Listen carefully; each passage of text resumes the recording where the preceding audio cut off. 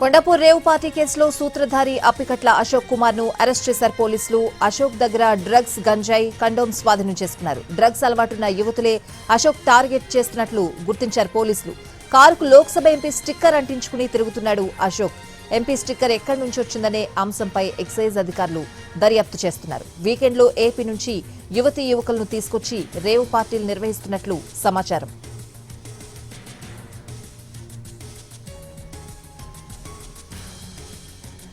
Kondapur rave party కేసులో సూత్రధారి అప్పికట్ల అశోక్ కుమార్ ను అరెస్ట్ చేశారు పోలీసులు.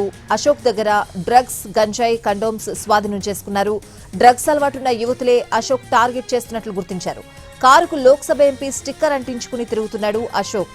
ఎంపీ స్టిక్కర్ ఎక్కడి నుంచి వచ్చిందనే అంశంపై ఎక్సైజ్ అధికారులు దర్యాప్తు చేస్తున్నారు. వీకెండ్లో ఏపీ నుంచి యువతీ యువకులను తీసుకొచ్చి రేవ్ పార్టీలు నిర్వహిస్తున్నట్లు సమాచారం.